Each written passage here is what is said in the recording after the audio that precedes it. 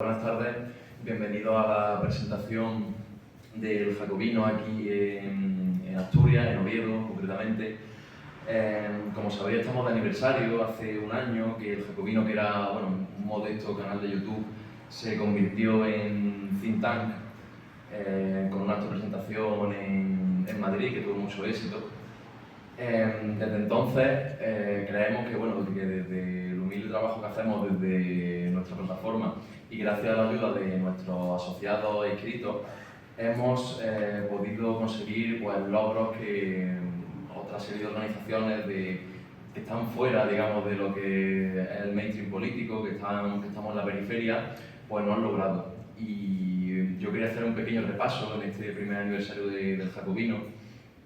Por ejemplo, mencionar que hemos aparecido desde nuestro think tank de izquierda centralista ilustrada 50 veces en medios de prensa nacional como El Español, como El Mundo, como un perfil en El Confidencial. También hemos aparecido en periódicos regionales. Aquí mi compañero Guillermo, como ya sabéis, aparece frecuentemente en 13TV, con una televisión con grandes audiencias a nivel nacional. Pero no solo nos hemos quedado ahí, el altavoz del think tank Jacobino ha ido mucho más allá. Hemos creado nuestra propia revista digital, donde algunos de vosotros del público habéis escrito en ella, os veo aquí delante. Y el trabajo que hacemos en YouTube pues lo hemos ido profundizando a través de la creación de nuevos programas, nuevos formatos, tertulias con intelectuales de primer nivel, libros, por ejemplo, Juan Soto Ibars, Carlos Fernández Liria.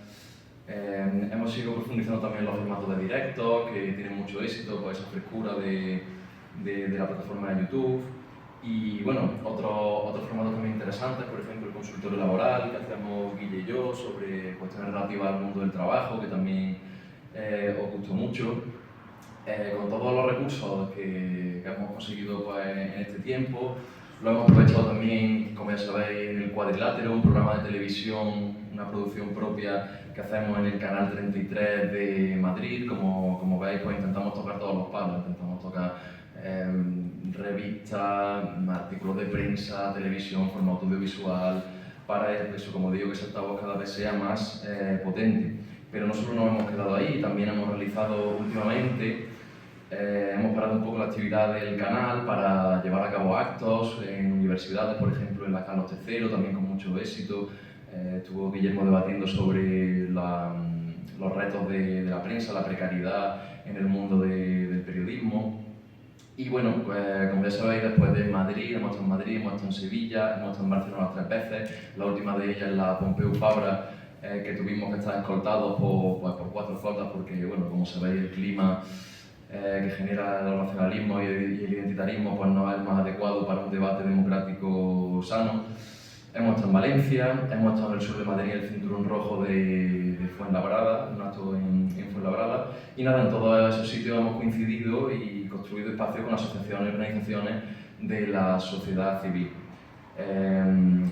Para nosotros nos hace mucha ilusión venir a Oviedo, porque no sé si sabéis que no es el sitio donde cuantitativamente hay más asociados del Jacobino, pero sí que en relación con la población que tiene Asturias, Asturias es sin duda el sitio donde más asociados hay del Jacobino. Y nos hemos sentido muy acogidos por los escritos de aquí de Asturias, hemos hablado con muchos de vosotros. Y nada, espero que os guste lo que os tiene que contar Laura Rodríguez Montecino, que ya la conocéis, ha participado en algunos de nuestros programas. Ella es profesora de Lengua y Literatura y directora del canal de Filosofía de la Educación de Sobre Ruinas. Va a ser la primera en intervenir y luego daré paso a nuestro director Guillermo del Valle. Así que Laura, cuando quieras. Gracias, Arturo. Bueno, en primer lugar querría agradeceros vuestra presencia con nosotros esta tarde y agradecer a Arturo y a Guillermo, al Jacobino, que me hayan invitado a presentar con ellos este proyecto y que me hayan invitado a volver a esta ciudad que hasta hace no tanto tiempo fue mi casa.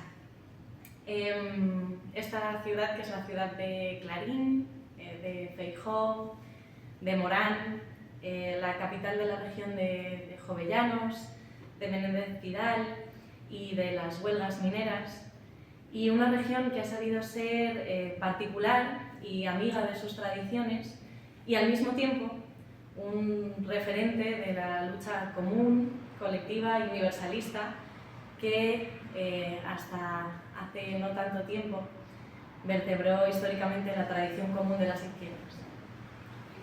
De esto justamente es de lo que quería hablaros esta tarde.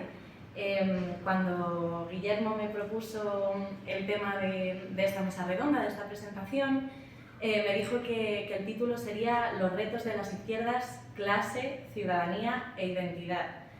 Y yo pensé que era una ocasión excelente estar en Asturias para hablar de todas estas ideas, la de clase, la de ciudadanía y la de identidad.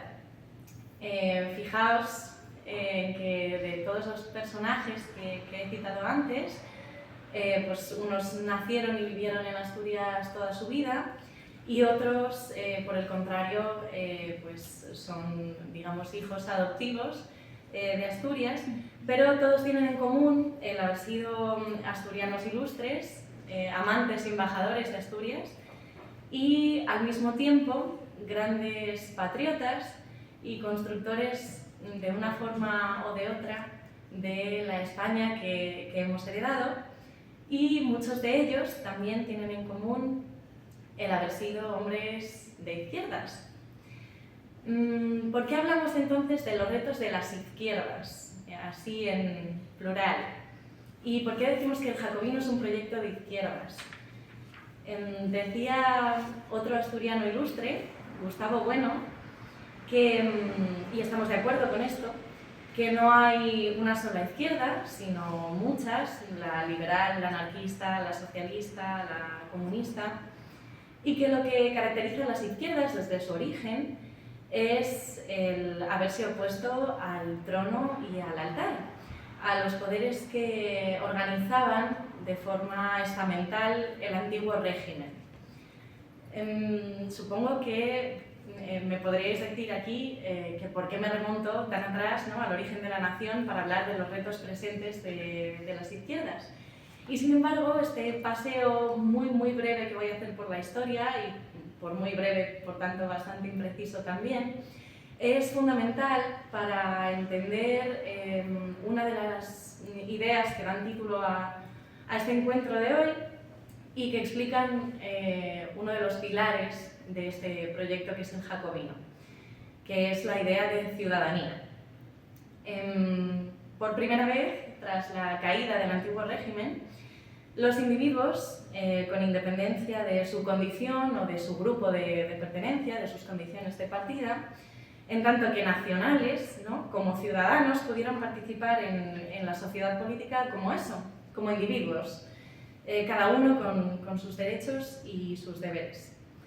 Y así, la ciudadanía, o al menos así lo creemos, es un vínculo de los ciudadanos con el Estado y con sus conciudadanos que se caracteriza, por lo menos digo, desde el surgimiento del Estado moderno, por la igualdad de todos los ciudadanos ante la ley.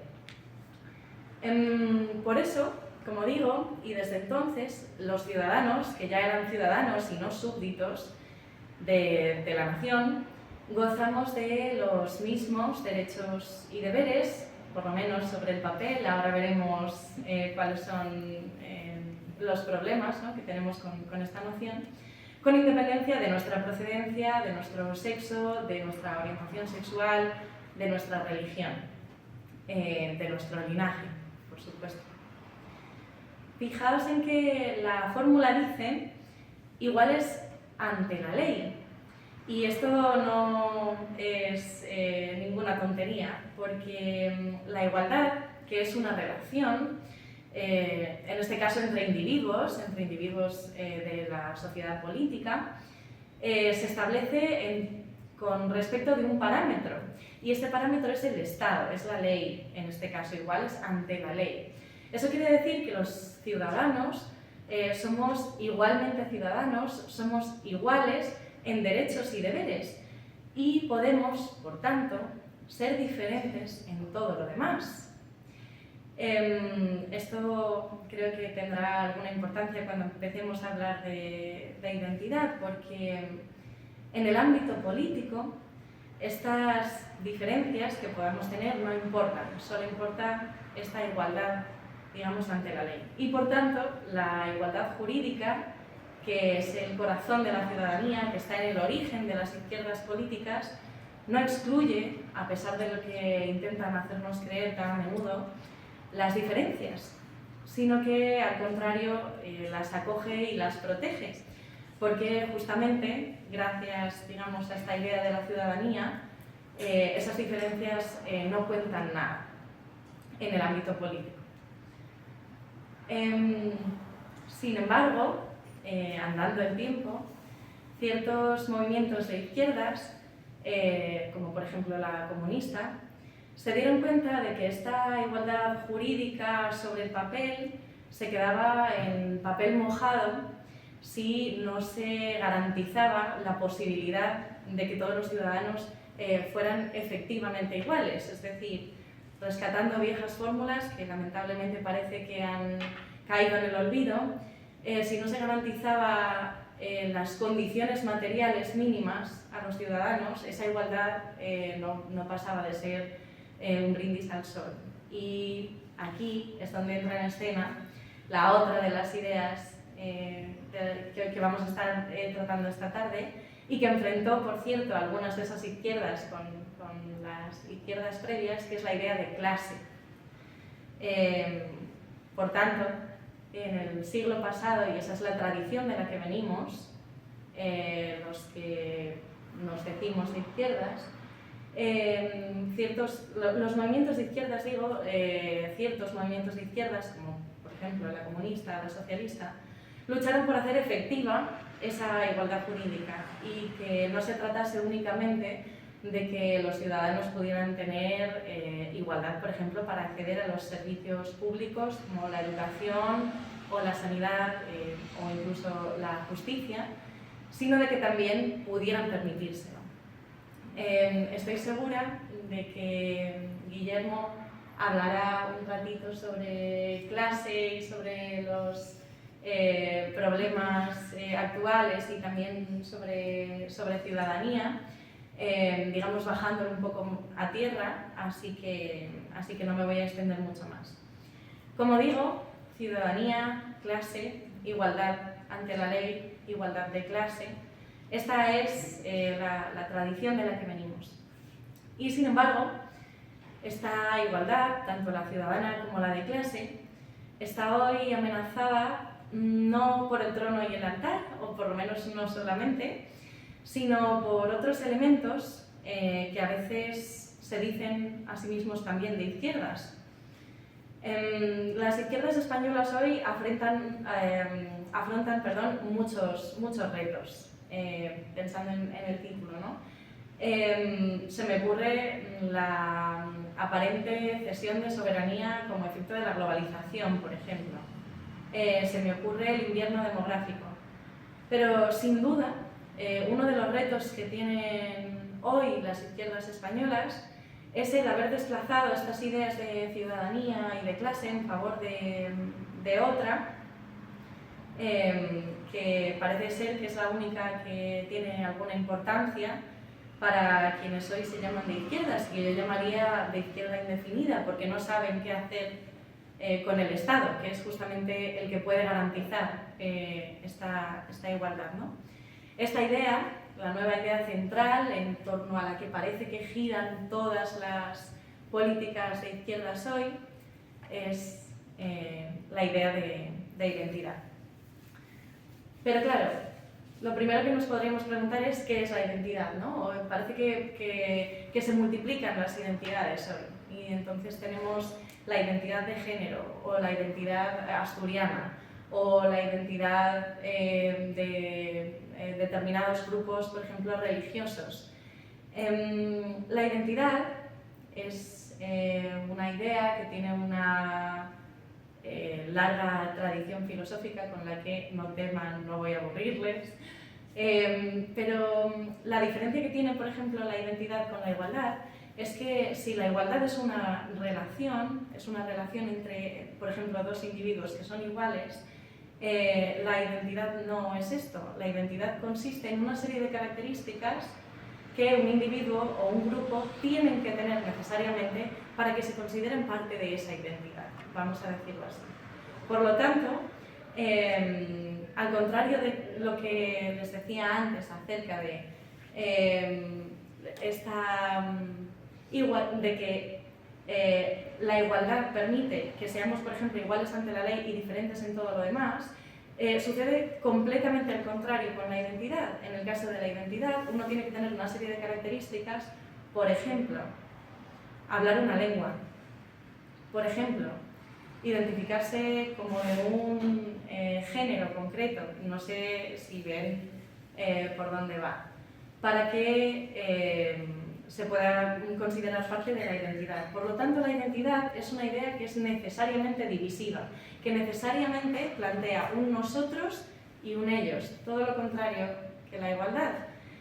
Por lo que si uno defiende, por ejemplo, su derecho particular conforme a su identidad, vamos a poner, por ejemplo, catalana, eso dibuja una barrera entre los que somos catalanes o los buenos catalanes y quienes no lo son. Entonces, no sé si se ve, digamos, las consecuencias que tiene para la igualdad esta diferencia entre la ciudadanía, digamos, y la identidad, ¿no?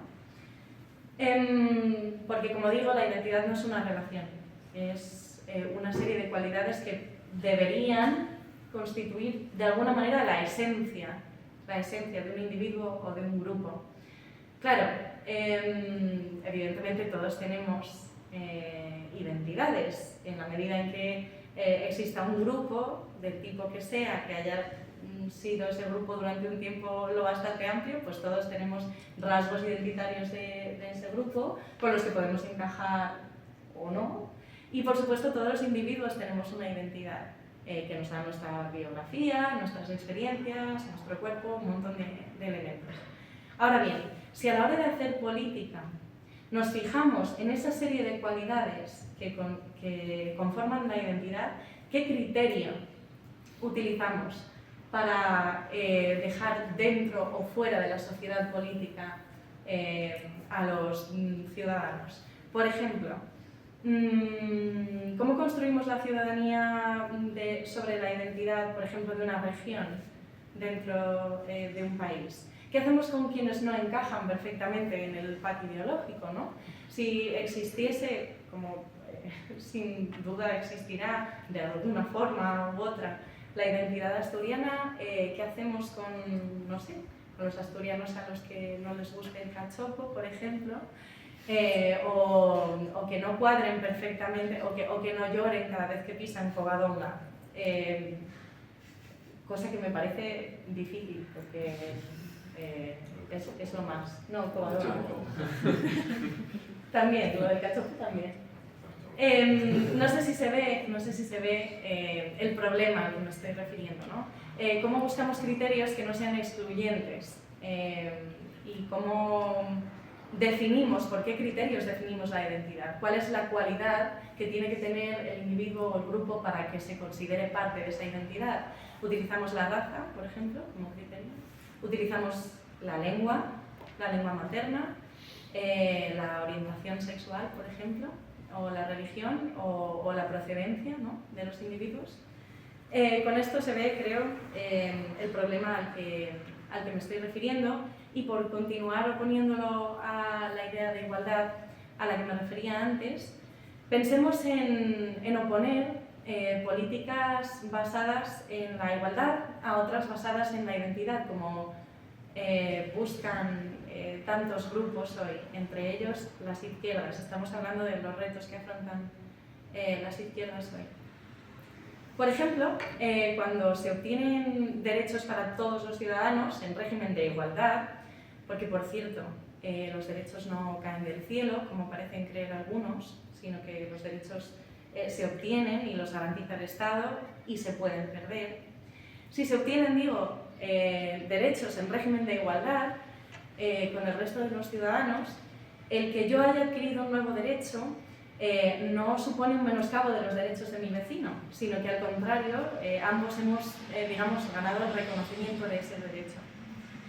En cambio, cuando lo que se implanta son políticas con base en la identidad, en una serie de cualidades o características que presuntamente tiene o un individuo o un grupo, yo, una característica, por ejemplo, que tenga yo y no mi vecino, yo estaré teniendo una ventaja de la que mi vecino no goza y, por tanto, estaré teniendo un privilegio, o privus legis, una ley privada, ¿no? Una ley de aplicación solamente conforme a unas determinadas cualidades que tienen que ver con mi identidad, ¿no?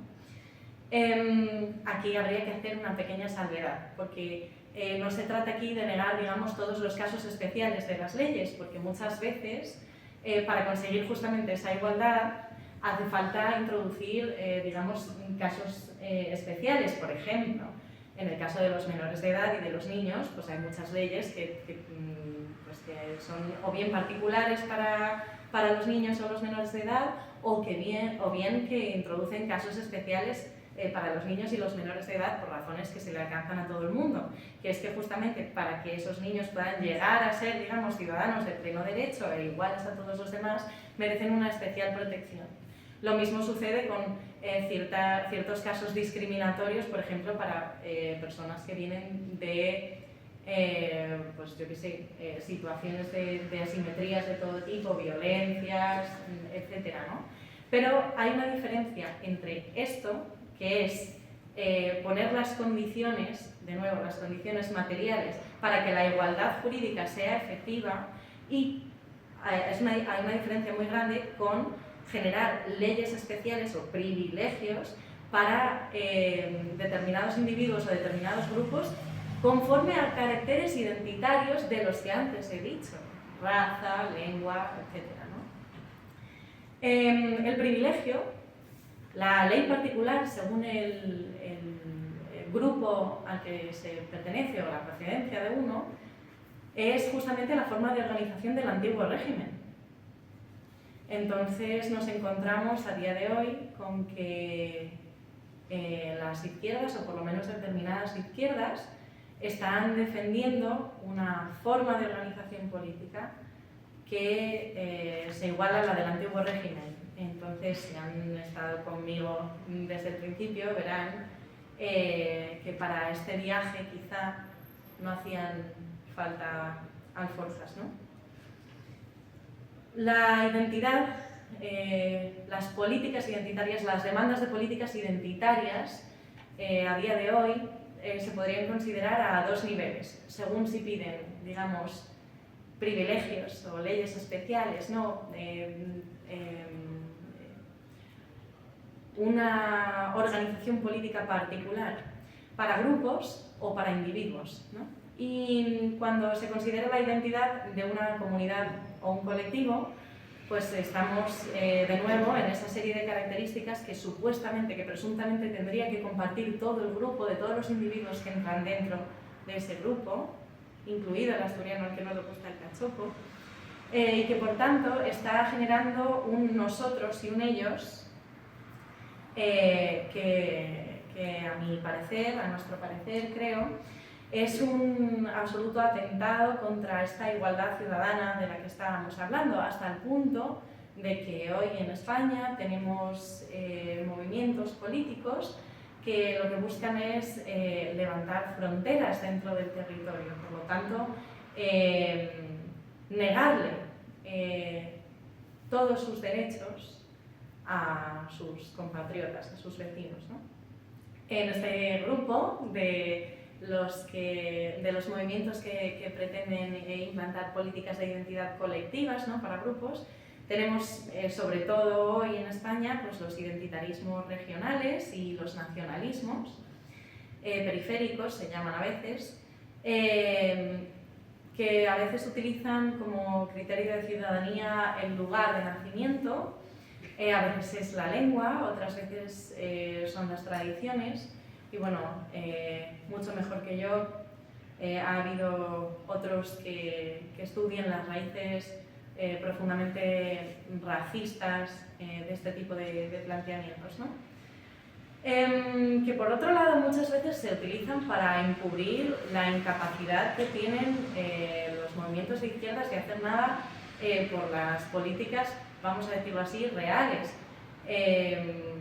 Yo creo que de esto sabrán ustedes un poco porque habrán visto la degradación de la política asturiana en las últimas décadas, en los últimos años. Y bueno, como anécdota simplemente les diré que justo cuando yo abandonaba Asturias hace un par de años, recuerdo que fue al mismo tiempo, porque recuerdo haberlo visto en el mismo telediario, me pareció trágico, en la TPA, coincidía el cierre que Alcoa anunciaba su cierre definitivo con la transformación de la Consejería de Cultura y Turismo en la Consejería de Cultura, Turismo y Política Lingüística. Entonces me parece bastante llamativo, ¿no? En una región en la que hay más de 62.000 personas que solo viven o bien del salario social o bien de algún tipo de ayuda pública, con unos datos de paro desoladores y no muy buen pronóstico, parece que las izquierdas, la izquierda, el PSOE, lo único que tenga que ofrecer, por ejemplo, a la juventud de Asturias sea la eterna promesa siempre incumplida de la oficialidad. Bueno,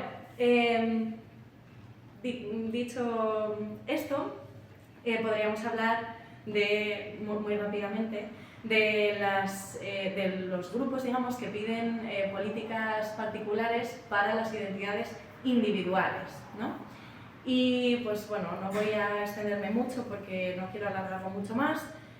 Tenemos aquí señaladamente, yo creo, en los últimos años y en el lado de las izquierdas, el asunto de la identidad de género, yo creo, ¿no? Por supuesto está la identidad religiosa también, la connivencia de ciertas izquierdas con todas las identidades religiosas que no sean la católica es llamativa también, ¿no? Y aquí tenemos, por ejemplo, la defensa de privilegios pues para el Islam o para religiones New Age del tipo que sean, ¿no?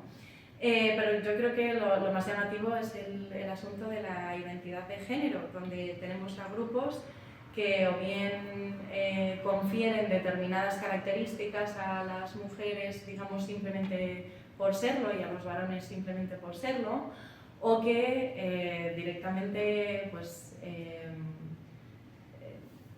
estiman que los individuos pueden determinar de forma libre su identidad sexual, saltándose pues, a la torera las realidades biológicas más básicas, ¿no?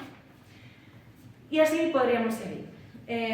Estos reclamos de leyes privadas, de privilegios identitarios, están hoy por todas partes y, por paradójico que parezca, son también, como he dicho, los partidos de izquierdas y las instituciones de izquierdas los que los defienden. Privilegios para lobbies identitarios, para los que heredan grandes patrimonios, para los que se casan frente a los que optan por uniones civiles, para los que pertenecen a ciertos grupos religiosos, etc. Yo creo que le escuché también a Gustavo Bueno decir que esta idea de identidad empezó a revolotear en España cuando se empezó a implantar el Documento Nacional de Identidad, el DNI, ¿no?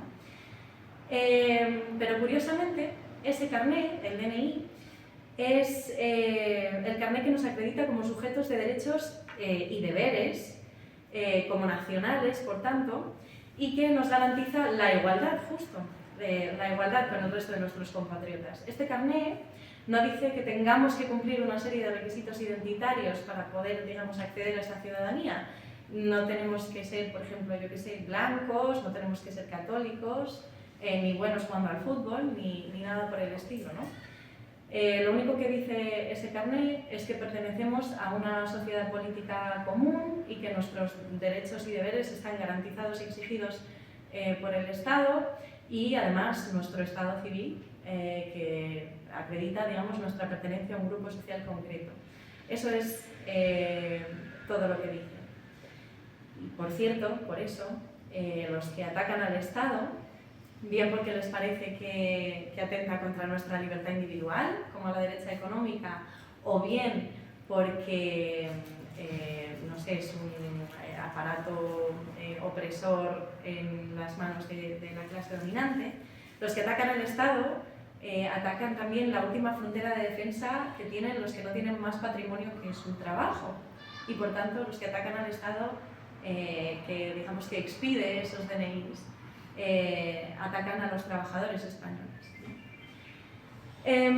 A pesar de esto, últimamente, tanto a izquierdas como a derechas, proliferan los grupos que reparten los carnés de toda clase de clubes privados. El carné de buena feminista, el carné de buen homosexual, el carné de buen asturiano, de buen catalán, el carné de buen español, ¿no? Frente a ellos estamos los que, cuando hablamos de política, no queremos tener más identidad que la que nos dan justamente cuando recibimos el DNI.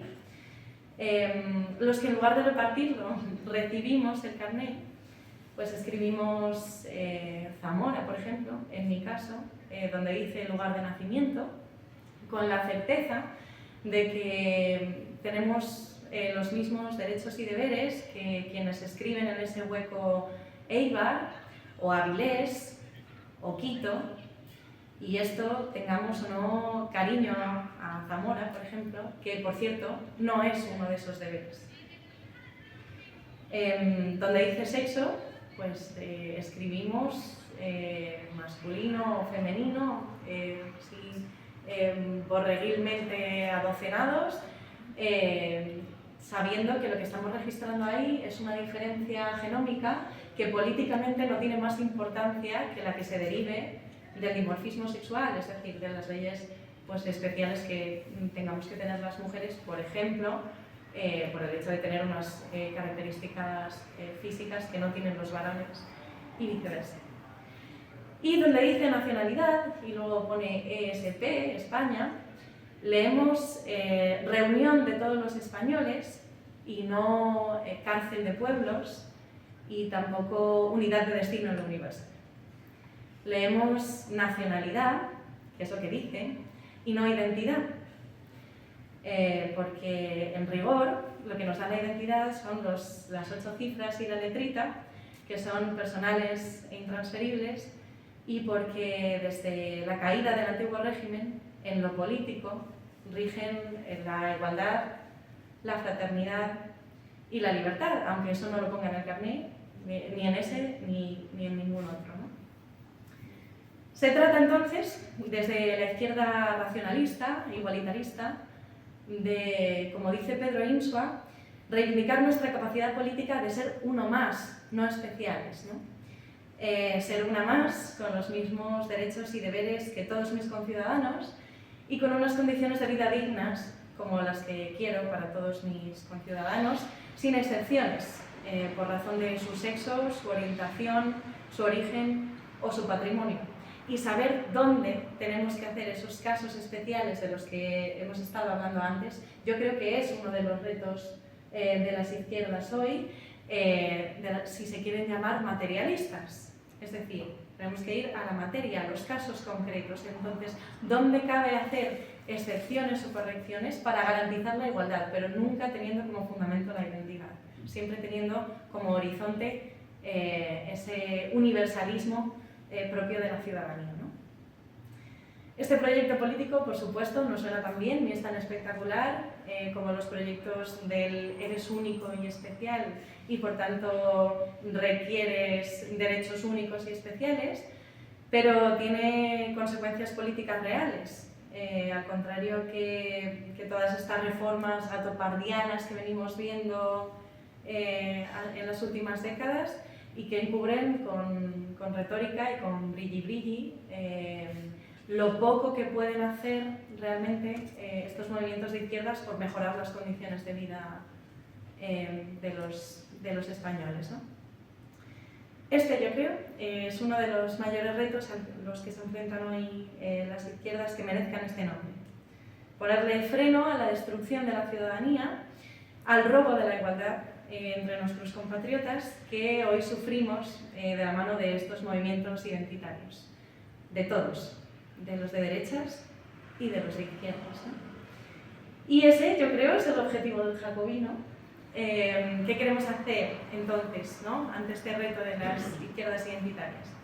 Pues bueno, para esto justo, como digo, existe el jacobino y tiene al respecto algunas propuestas de izquierda materialista, racionalista, universalista, común y ciudadana.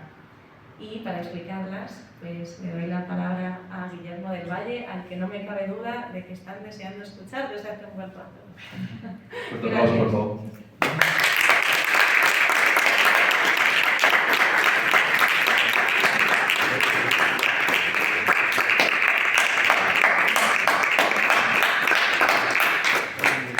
Bueno, pues muchas gracias, Laura.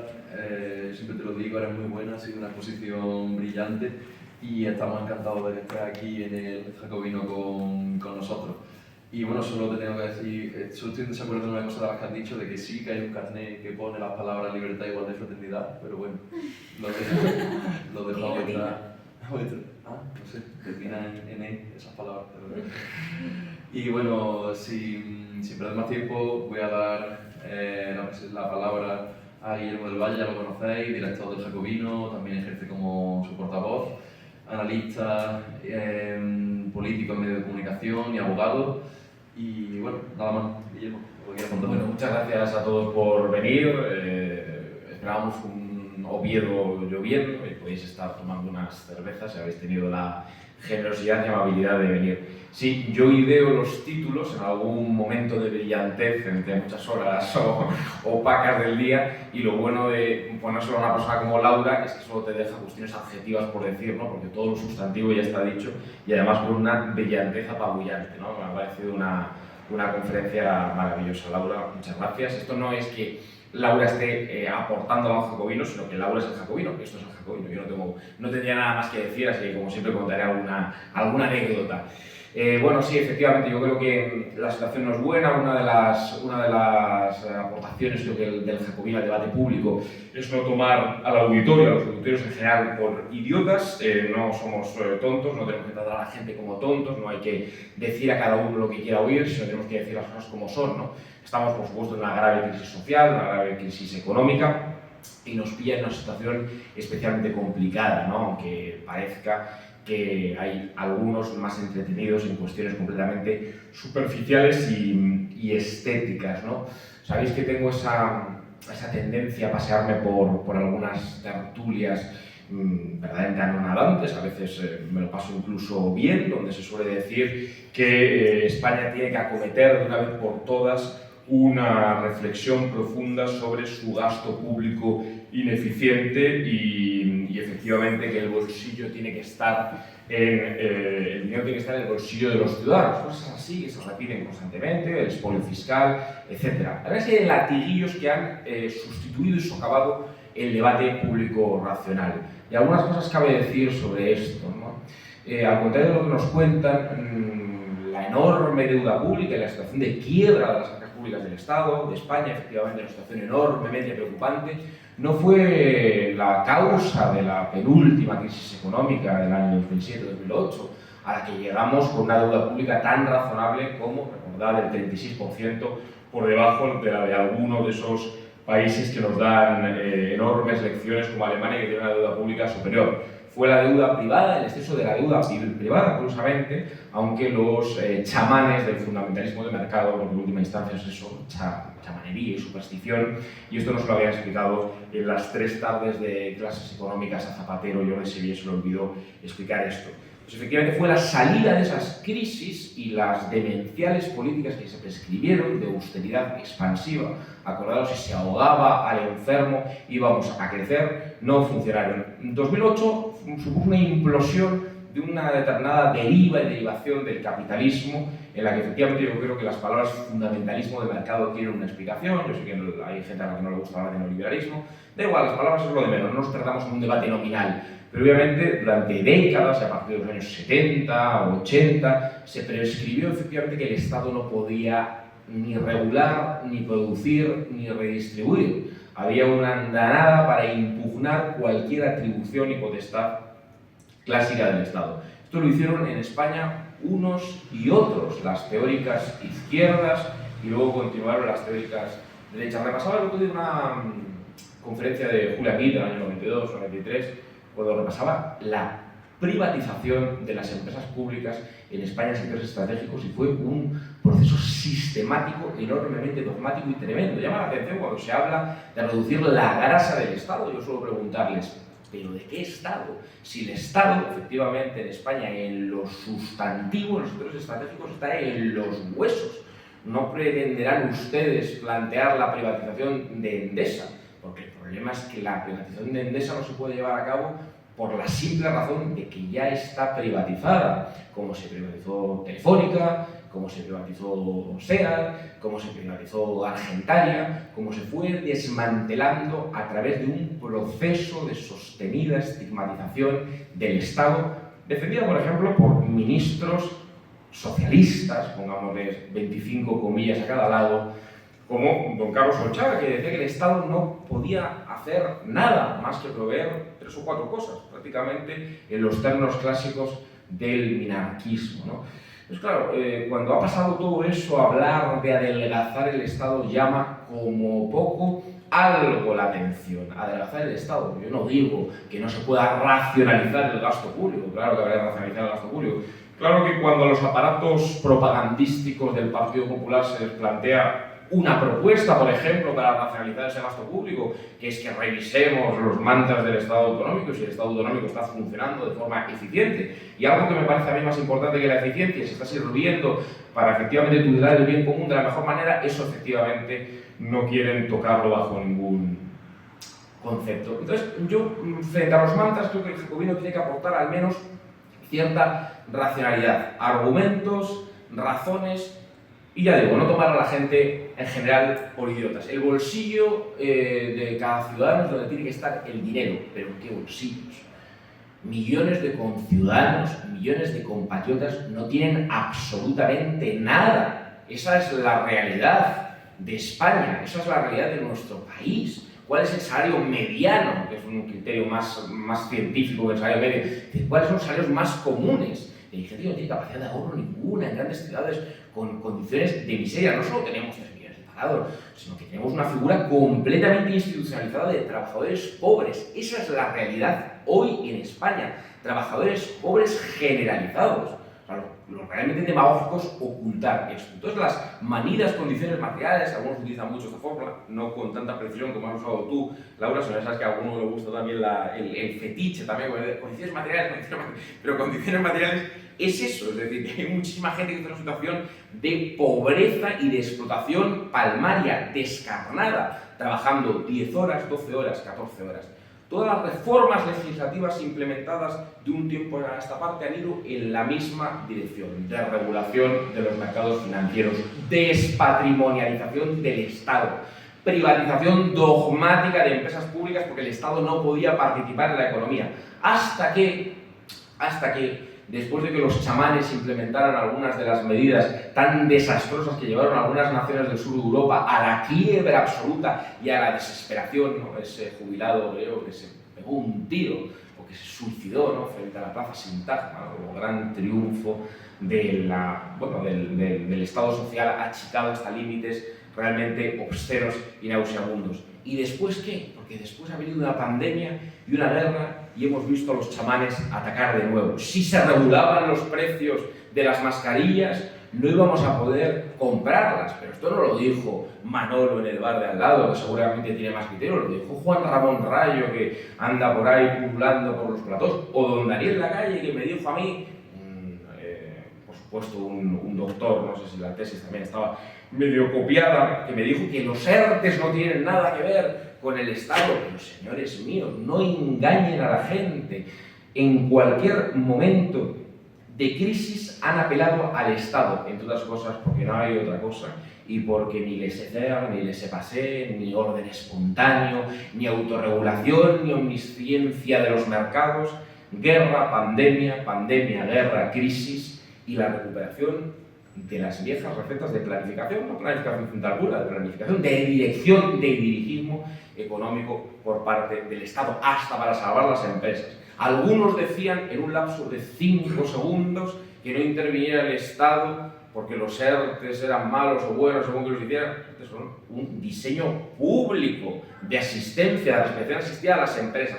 Y decían, bueno, tiene que ayudar más, tiene que dar ayudas directas. Bueno, aclárense, aclárense. Con los impuestos y con los gastos se hacen, como sabéis perfectamente, unos ejercicios de demagogia y de propaganda tan obscenos, tan obscenos. Hay que subir, hay que bajar los impuestos, a la revolución fiscal. Tenemos una deuda pública de 130%. Muchísima gente depende del Estado y eso mismo evitar ha sido, por ejemplo, un fracaso absoluto. Están pidiendo ayudas para las empresas, ayudas para las familias, ayudas muchas veces regresivas. Y a la vez dice que van a hacer una revolución fiscal. ¿Una revolución fiscal de qué? ¿Sabéis cuál es la configuración más progresiva del impuesto sobre la renta?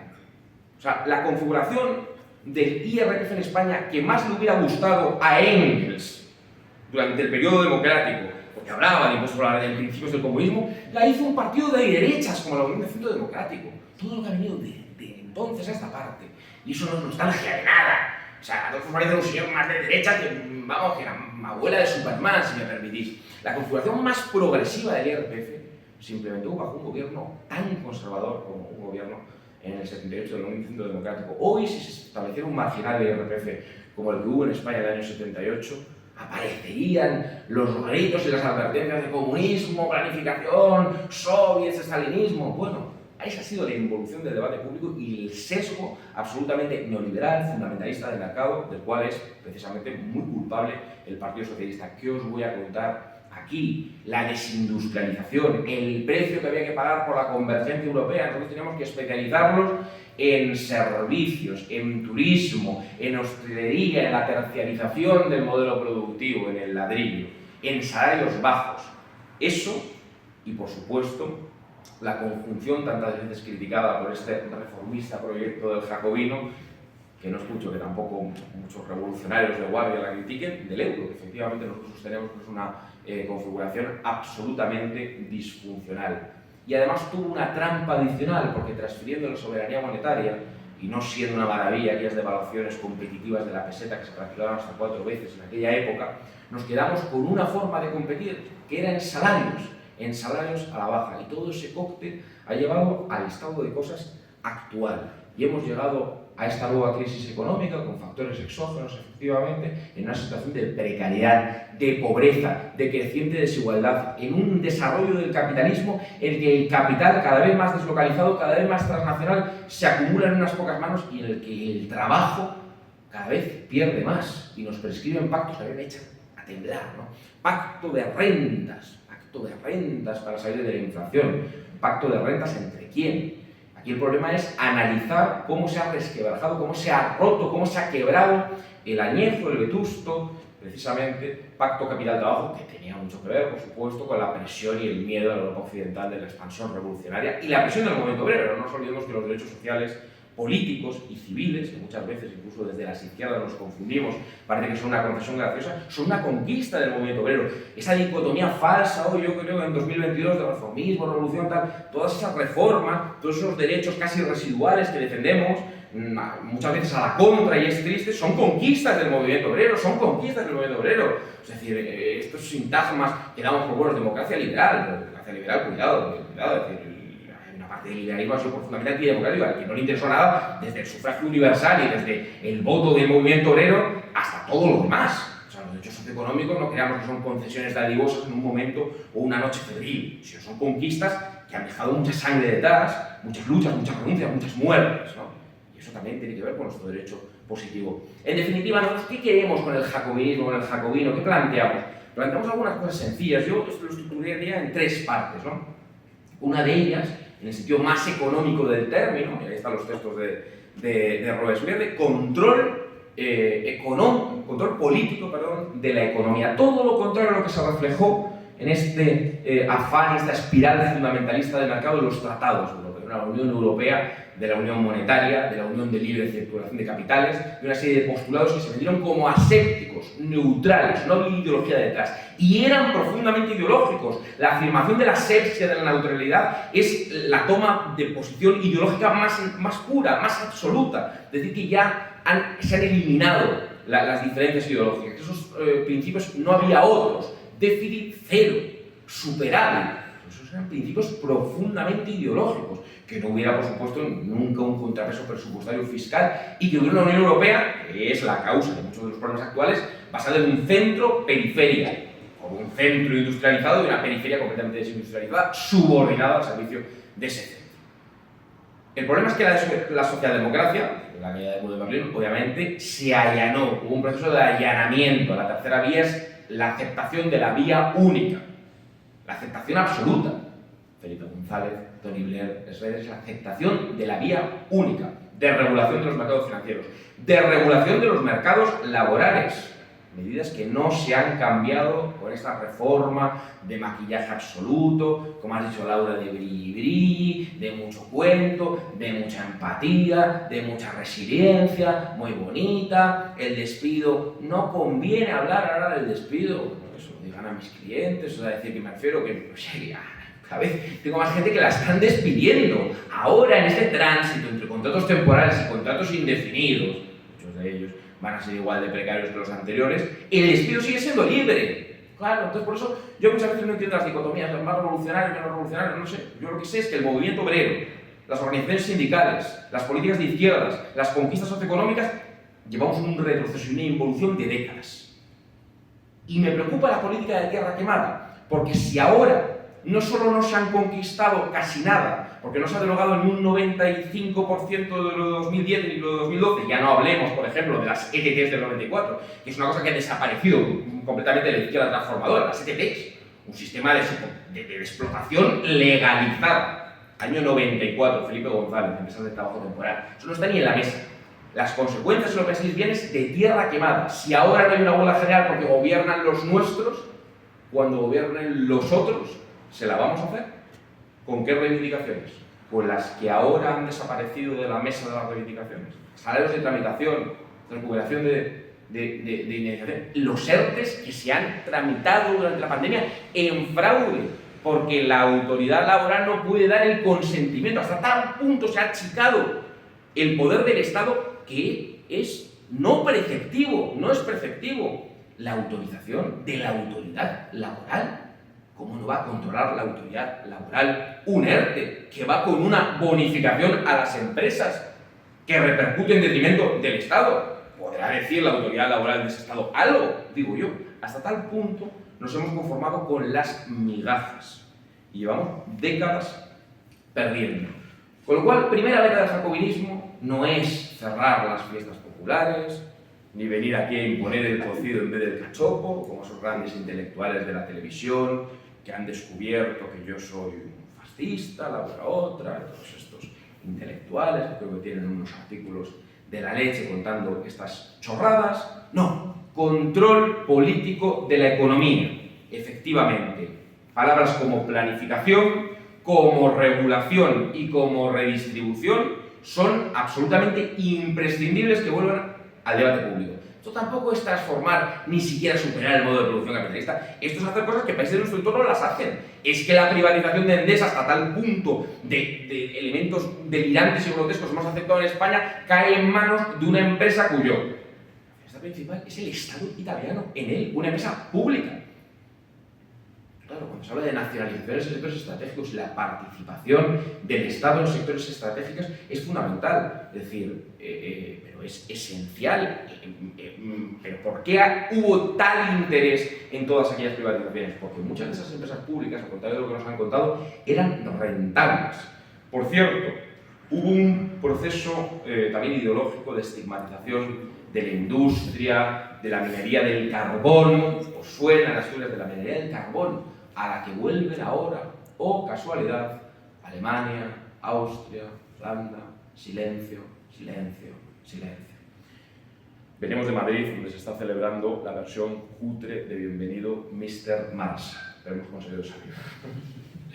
En fin, sobre los derechos humanos y el derecho internacional también algo podríamos decir, ¿no? Que las cuestiones económicas y geopolíticas, como sabéis, están íntimamente relacionadas. Y no parece que este gobierno tan progresista, el más progresista de la historia de la democracia y de mil galaxias, esté defendiendo ya no solo los derechos internacionales, los derechos humanos con el Sáhara Occidental, conculcados sistemáticamente por España durante 50 años, sino que ni siquiera sus decisiones geopolíticas parece que benefician a los propios intereses estratégicos españoles, dependiendo del gas argelino como dependemos, parece que priorizamos más el bienvenido Mr. Marshall y esa vocación eternamente servil frente a los intereses geopolíticos de potencias a los cuales estamos subordinados, por supuesto, como Estados Unidos y Francia, como bien sabéis.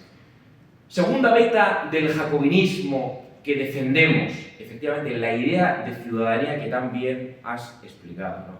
Muchas veces esto a mucha gente le suena como algo reformista y burgués, la ciudadanía, ¿para qué vale la ciudadanía? Bueno, la ciudadanía y la igualdad radical que defiende el jacobino, los libres iguales, ¿no? Ha sido algo prácticamente secuestrado por parte de la derecha. La ciudadanía, la libertad, la igualdad, la fraternidad no se pueden convertir en máscaras formales, ¿no? Porque a mí me hace mucha gracia esta visión un poco cayetana, que luego puede ser, tiene cierta beta republicana, pero claro, una ciudadanía hueca, nominal, es decir, no hay libertad ninguna, perdonad la perogrullada, en la esclavitud, en las condiciones de explotación laboral, bajo las condiciones de este sistema económico. El problema no es la ciudadanía, el problema es la imposibilidad de la realización de esa ciudadanía, de que esos derechos políticos, de que esos derechos sociales, de que esos derechos económicos no se pueden ejercitar y quedan en papel mojado porque vivimos en unas condiciones económicas de explotación descarnada. Pero no significa que tengamos que desechar esos derechos, que por cierto tienen mucho que ver con el movimiento obrero, vuelvo a decir. Claro, nosotros no queremos interpelar a nadie particular, especial, no vamos a tratar de buscar un proyecto de los especiales, nos referimos a los nadie, a los cualquiera, a los que no tienen otro patrimonio que las leyes y que el Estado. ¿Es un Estado burgués? Claro, sí, es un Estado burgués, sí, el Estado social democrático de derecho, con todas sus limitaciones, con todas sus renuncias, con todos sus deterioros, con todas sus involuciones, pero claro, no me vale ese argumento, si somos mínimamente honestos intelectualmente, porque del proceso de fragmentación o implosión en 25 cachos no va a salir la emancipación del movimiento obrero, o por lo menos yo sospecho que tal vez no salga la emancipación del movimiento obrero cuando todo el proyecto que encontramos enfrente es una mezcla entre neofeudalismo, cantonalismo y, como perfectamente ha explicado Laura, privilegios en nombre de la identidad. Privilegios en nombre de la identidad. Y eso creo que es humildemente la voz que el jacobino puede aportar a la política española. ¿Por qué hemos dado por bueno que pueda haber un proyecto socialista, progresista, palabra que no me gusta mucho, que defienda los privilegios en nombre de la identidad, el particularismo, el que hay de lo mío, el hecho diferencialismo? Obviamente cualquier Estado es culturalmente diverso, la identidad, como bien has dicho, no es unívoca, puede ser cambiante, todos tenemos un sedimento, todos tenemos una biografía, un paisaje sentimental. ¿Qué se creen? ¿Que el jacobino lo conforman robots? Hemos pasado cerca del pueblo de mi madre en tierra de campos. Yo también tengo un paisaje sentimental. Mi padre es donostia, dice, pero hombre, tus padres no son de Madrid, porque este proyecto será un proyecto de Madrid. A mí Madrid me importa un carajo, me importa la igualdad de los ciudadanos españoles en todos los sitios.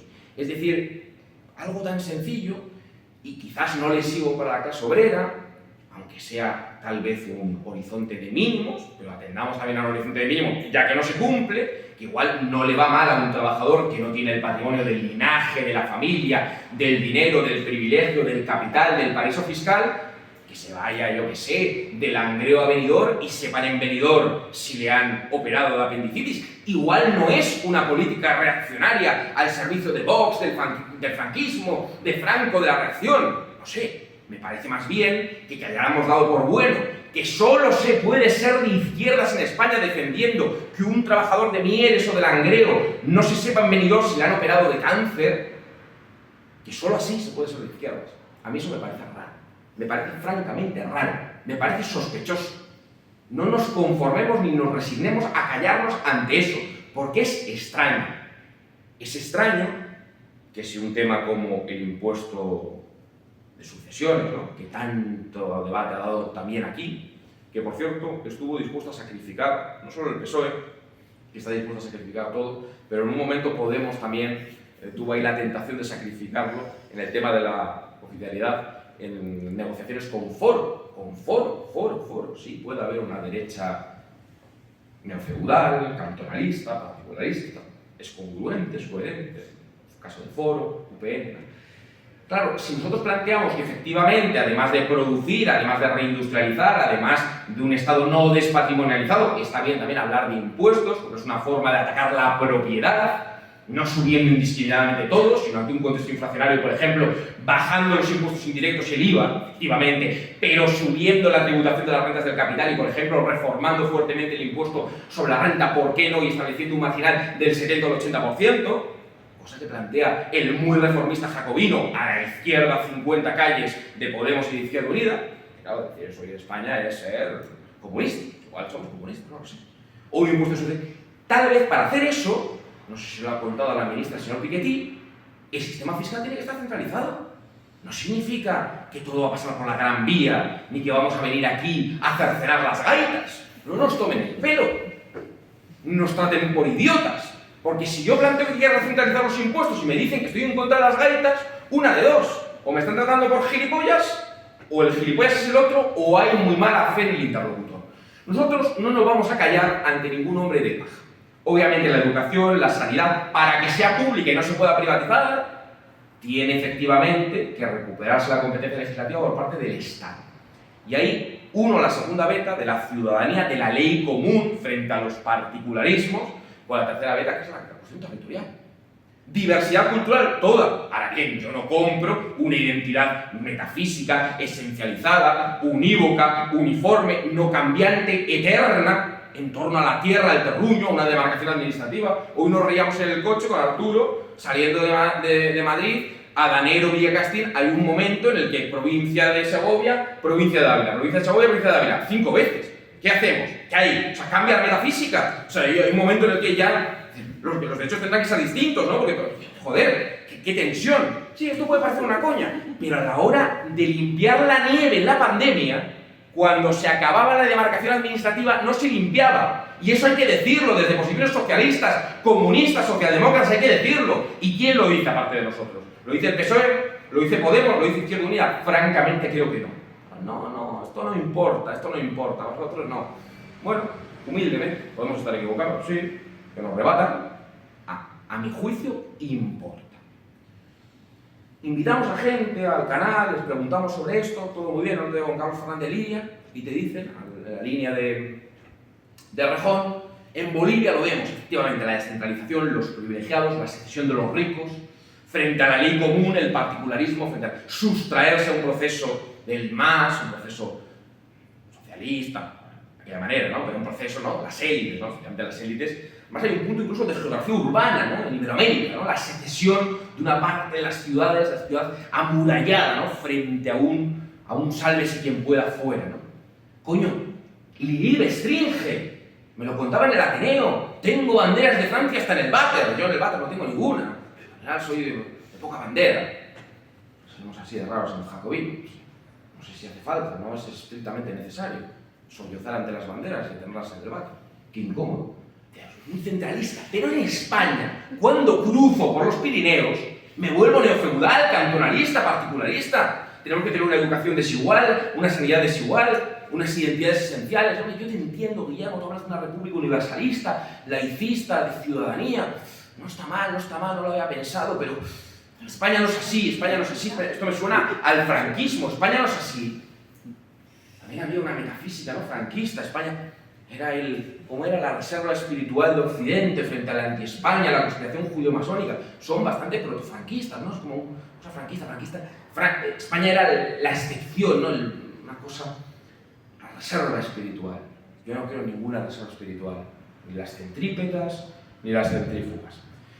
Bueno, voy terminando para no daros más el coñazo, que parece, como siempre, una conferencia más de humor que otra cosa. Yo creo que hay una pinza entre una izquierda, efectivamente, no sé si posmoderna, identitaria, particularista.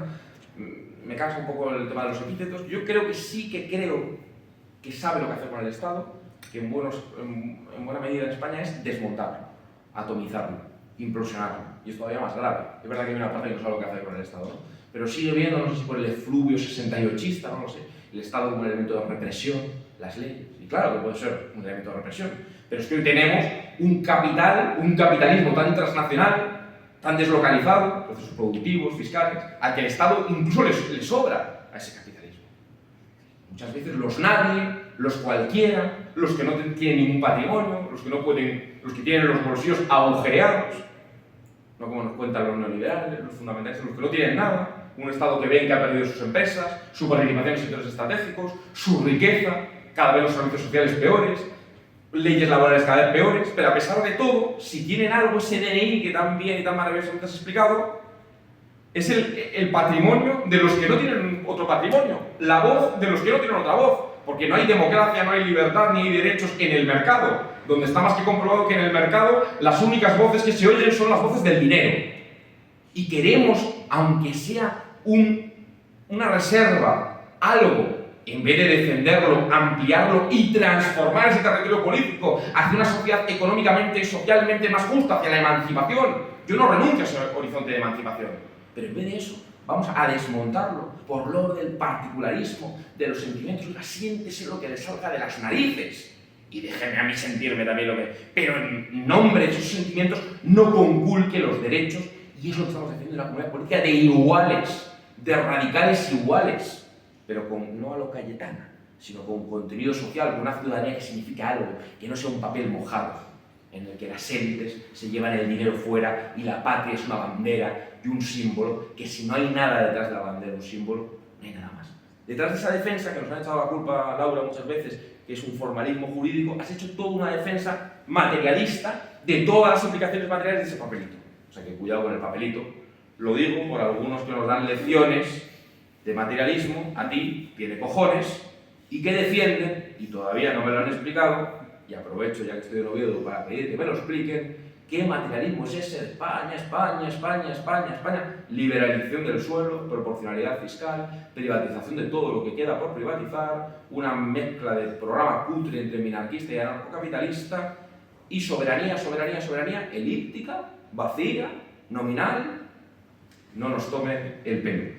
Me ha puesto en un bonito regalo el compañero Iván, con mucho aprecio para mi reformista favorito. Sí, el jacobino está conformado por una mezcla entre reformistas y tal vez revolucionarios, no lo sé, pero gente que no se conforma, ojo con esto, con las condiciones económicas de explotación del sistema económico actual, en su estadio actual, creo que hay que subrayarlo, en su estadio actual, mucho peor que en estadios pasados, pretéritos, en los que había un contexto geopolítico diferente, un movimiento obrero mucho más organizado, una presión, efectivamente, de la Unión Soviética, un pacto mundial de trabajo que hoy ha saltado por los aires, y cuidado con las tentaciones de, en vez de plantear opciones reales de revertir eso, perdernos en la gran seducción particularista, frente a una izquierda, falsa izquierda, del privilegio, del particularismo, de que hay de lo mío, del concierto económico, del convenio Navarro, de criticar a Ayuso para defender un pacto fiscal, la ordinariedad para Cataluña, que es exactamente lo mismo,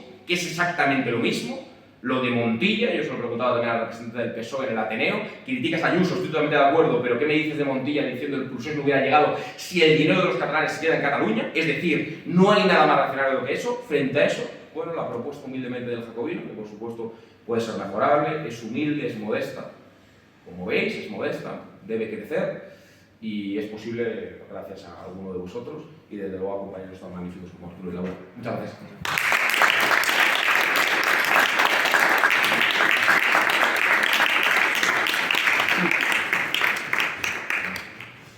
Bueno, pues desgraciadamente estamos llegando al final de este acto porque nos hemos pasado un poquito del tiempo. Antes de terminar, me gustaría comentar que, bueno, como ha dicho Guille ahora al final, el jacobino es lo que veis. O sea, el jacobino, nosotros hacemos lo que podemos por los recursos que podemos, que son los que nos aportan los escritos que tenemos. El jacobino es un proyecto completamente independiente y, bueno, desde mi punto de vista, yo no sé si habrá mucho aficionado al fútbol en esta sala, pero yo no me gusta mucho Guardiola. Yo creo que si con lo que tenemos ahora mismo, por ejemplo, Guillermo puede escribir una página pues cada mes más o menos en el mundo, cosa que no tiene capacidad de hacerlo ningún otro proyecto político que no sea PP-PSOE. O sea, nada que no sea PP-PSOE puede tener una tribuna en el mundo, por ejemplo, o el altavoz que hemos logrado con los recursos que tenemos. Realmente,